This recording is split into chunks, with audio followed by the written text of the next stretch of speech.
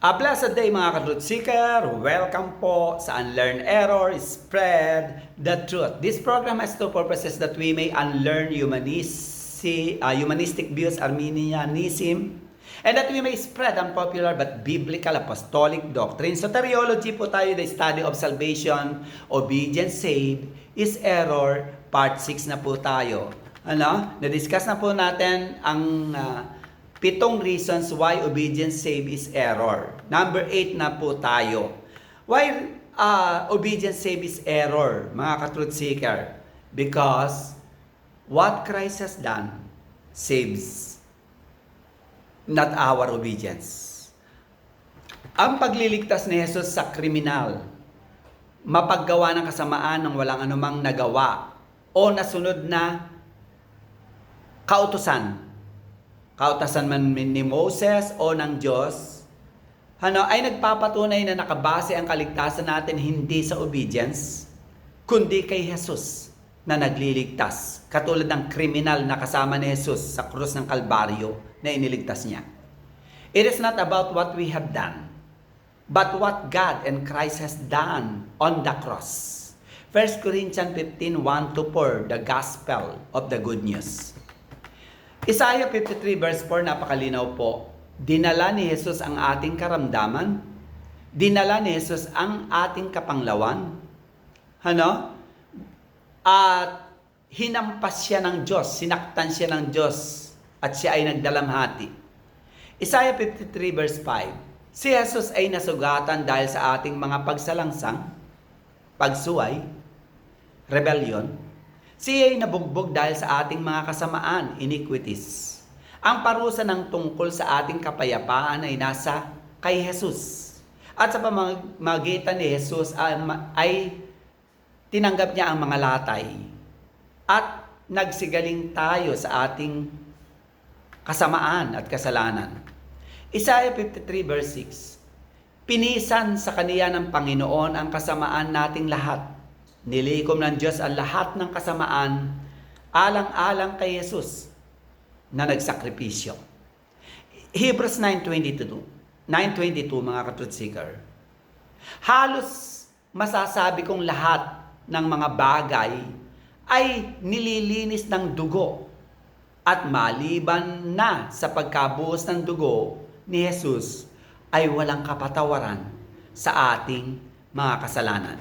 It is what Christ has finished, accomplished on the cross, not on how we will finish the race. John 19:30, sabi ni Jesus nang siya ay mamamatay na sa krus ng Kalbaryo, tetelestai, naganap na, paid in full. Romans 6:23, ang kabayaran ng kasalanan ay kamatayan, datapat ang kaloob na walang bayad ng Diyos ay buhay na walang hanggan kay Jesus na namatay sa krus ng Kalbaryo. At sabi ni Jesus, binayaran ko na ito. Paid in full. Wala ka nang babayaran pa. Ano ang dapat kong gawin? Tanong nating mga makasalanan. Sumagot ang mga ngaral. Kwento ng mga ngaral ito. Brother, huli na ang lahat. Wala ka nang magagawa. May gumawa na nito para sa iyo. Wala ka nang gagawin. Tinapos na ni Jesus para sa iyo. Wala ka nang gagawin para maligtas ka. Ito ang sambit ng mga ngaral.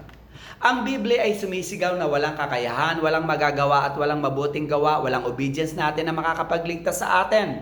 Ang mabuting balita ay ito. Tapos na. Tinapos na ni Jesus. Hindi good work mo, hindi obedience mo, ang tatapos para maligtas ka.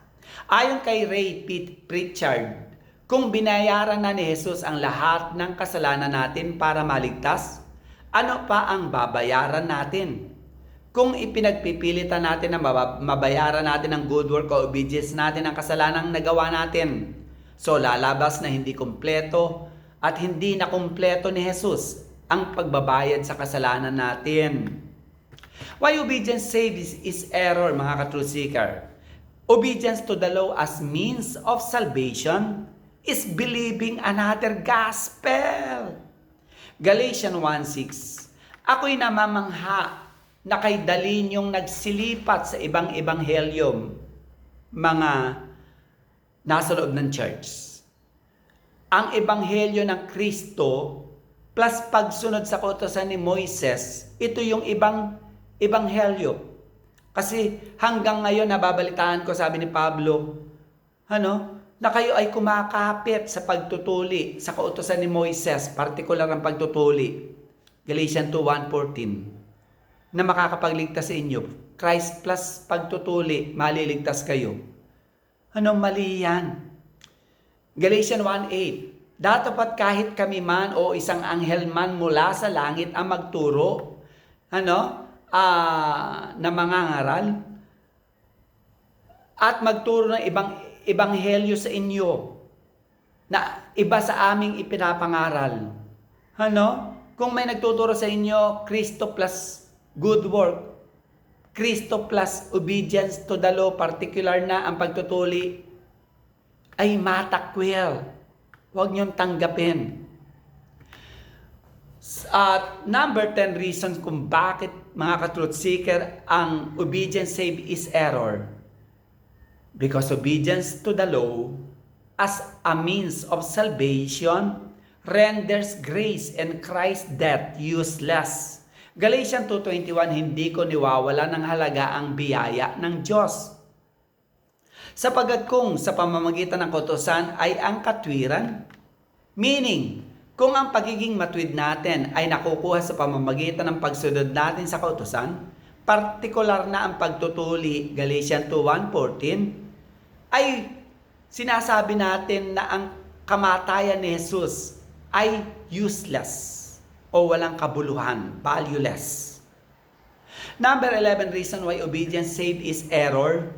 Because obedience to the law as a means of salvation shows our ignorance of the gospel. Galatians 3:1, ang mga mang na taga-Galatia, kayong mga mang unregenerate na taga-Galatia, sino ang nagsigayuma sa inyo para lumipat sa ibang ebanghelyo o sa doktrina na ang pagiging matuwid natin ay nakukuha sa pamamagitan ng pagsunod sa kautusan, partikular na ang pagtutuli, ibang ebanghelyo to, bakit lumipat kayo?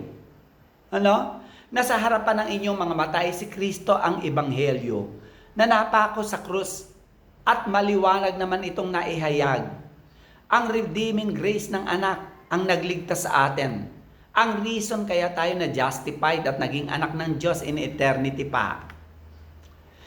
Number 12 reason why obedience save is error, mga ka-truth seeker, because obedience to the law, when treated as a means of salvation, places us under a curse. Galatians 3:10, sapagkat ang lahat sa mga gawa ayon sa kautusan ay nasa ilalim ng sumpa, meaning sa mga humahawak sa doktrinang mali, na ang pagiging matuwid natin ay nakukuha sa pamamagitan ng pagsunod sa kautusan, partikular na ang pagtutuli, Galatians 2:1-14, sila ay nasa ilalim pa ng sumpa ng Diyos. Deuteronomy 27:9-26, Deuteronomy 28:15-68, sapagkat nasusulat, sinumpa ang bawat hindi nananatili sa lahat ng mga bagay na nasusulat sa aklat ng kautusan. Number 13 reason kung bakit ang obedience save is error. The purpose of the law is to lead us to Christ, not to save us. Galatians 3:24-3:26. Relevance po ng ating pinag-aralan, challenge po. Sa mga kinikilusan na ng Diyos na regenerate na, repent and believe, for the kingdom of God is at hand. Matthew 3:15, Mark 1:15. Tinapos na po ni Jesus ang lahat, na justify na po tayo, na adapt na po tayo na Ama in eternity. Tinapos na po ni Jesus. Wala na po tayong tatapusin.